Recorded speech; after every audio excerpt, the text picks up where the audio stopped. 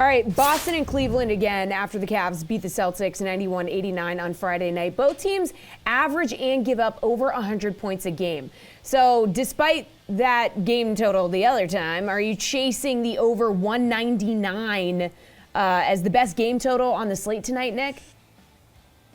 I mean, this is a striking game total in the year of our Lord 2021, right? I mean, really, really low. But that's kind of the state of the NBA right now. It's a combination of players adjusting to some of the changes in refereeing. I think some players still adjusting to the new basketball.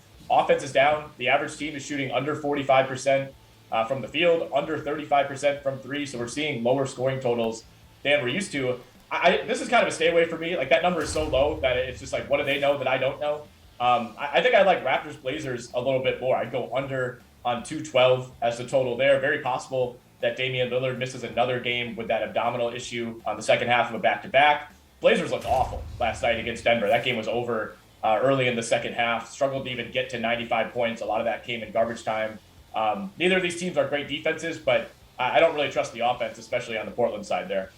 I mean, Kenny, on Friday night, they combined for 180.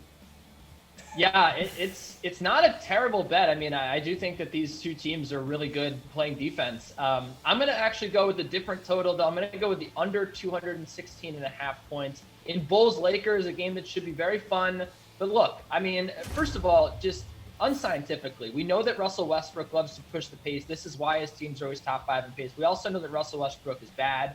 And these old guys on the Lakers just can't keep up with Russ running up and down the floor, right? They're getting exhausted. We're seeing this team not score on the offensive end. I don't think they're a very good team.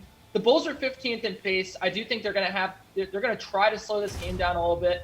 And ultimately, I think this is going to be a rock fight. The Bulls lead the league in 2-point field goal frequency, rather. I just don't think that this is a game that's going to be decided around the perimeter. I think both these teams are going to try inside.